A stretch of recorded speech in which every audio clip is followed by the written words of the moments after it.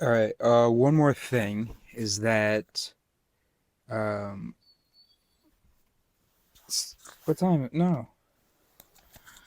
Oh shit! Fuck. Anyway, um, I think that, and I guess I'm publishing this because maybe it's something that people can relate to, or something that I don't feel like is said enough, and that people can relate to. Um, and I don't mean everybody. I mean people with who do the ideation. Um, there you go. That was my trigger warning.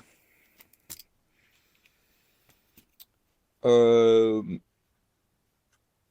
Maybe that wasn't enough, but sorry. Um, I'm sorry, really, seriously. Um, anyway, I want to move on now. So, accept my apology. Um, there are a lot of people that unalive themselves, uh, because by error, not by mistake, but um, because they didn't see hope where there was, because their survival instinct was just not a normal survival instinct. Obviously, we evolved with a pretty strong survival instinct. But every once in a while, maybe get an individual that doesn't have one, or a very kind of strong enough one. Um, you can be short-sighted. But I guess that's just what I said about that, not seeing hope where there is some. Um, there are lots of uh, ways to be wrong in killing yourself. And what I mean by that is that if you had more information that was available to you, so if you had more of the available information and were clearer on your objectives and values, so I think we can include in the objectives slash values, we can include that those things that are bothering you and those things that you don't want to experience.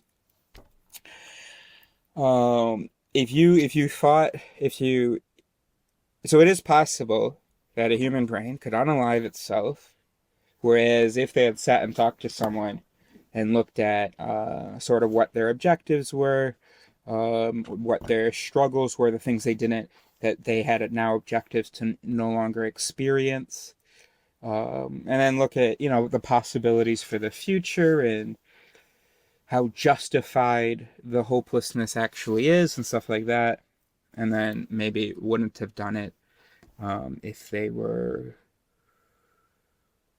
sort of able to have that conversation and then they just they weren't it wasn't life wasn't so hard or whatever anymore.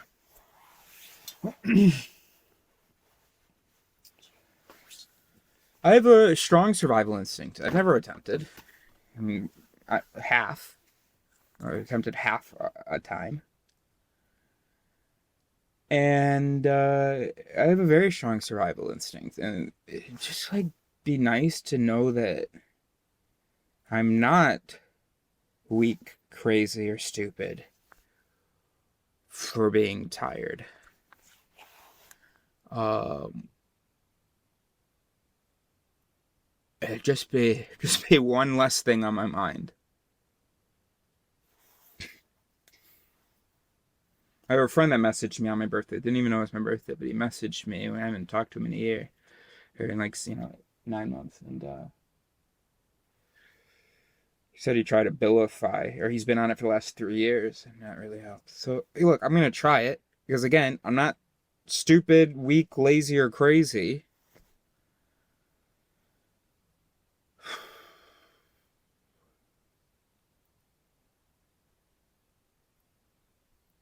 Think that maybe if anybody who watches this is terminally ill, or you have someone in your life who is terminally ill, and the terminally ill person is done, um, you don't want them to go, okay, fine, whatever. That's what your issue is right now. Okay, fine. But maybe what you can give them is an understanding of why, like a real understanding of why they would want to go. Not a partial understanding where it's like, I get that you're in a lot of pain, but blah blah blah. But like an actual understanding of, yes, if I were in your shoes, I also would think that that's the next step. Right? I can imagine thinking that. And I don't have a counter reason for you. Obviously, I want you to stick around. So, well, no, for the terminally ill. But if it's somebody who's like, I don't know, I guess just my case, I can't really. Or I guess I don't know. There's not really a lot of this in movies, are there? In film and stuff. So, and nobody talks about it, so I can't like think of like a popular example or something that a thing that we can all relate to or imagine or have seen in TV. But for me, anyway, it'd be nice to have someone who was like, I hear you, and you put in a lot of effort. You've been a champ, and you're still making jokes and happy and all this stuff. You're still doing what you think needs to be done and so on, feeling totally unrewarded for it, and just going through and yeah, we can only ask so much of you, Eris. So yeah, I totally get, like, obviously I would like you to stay until I go, at least.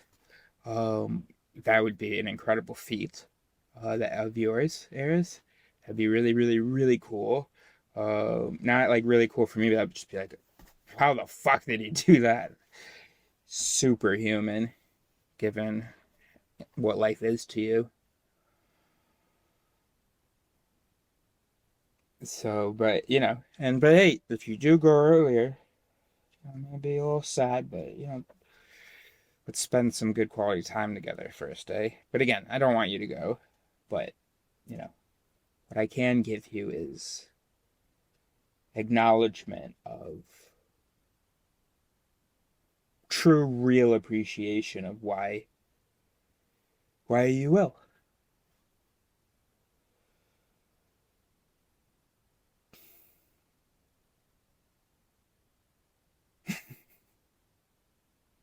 I don't know how this sounds to you, but yes, basically I'm saying, rather than saying to someone who wants to die, you're weak, if you've gotten to know their story and have gained some empathy for their experience, then instead, oh, okay, you wouldn't be weak at all for going. That is okay. And that is normal. And you can talk to me if that's what's, going to happen.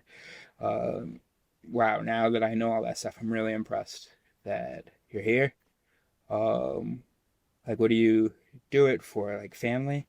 And then also just a basic survival instinct. Okay, well, that's pretty awesome. That's pretty cool. Um,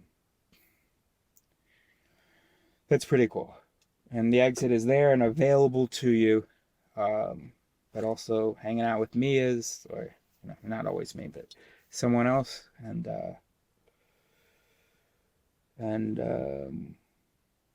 it's so cool that you sort of look at what you're doing right now. You're pretending to have a little conversation where I'm coaching you. And I hope I'm doing a good job. And I hope that this visualization has helped. I know that you're not like ready to go now. I mean, or you are, but not like eager to go now. Um. Anyway, Eris, you're a champ, and I appreciate it. I appreciate the time you've endured, and that you're enduring now. That's all a nigga wants to hear.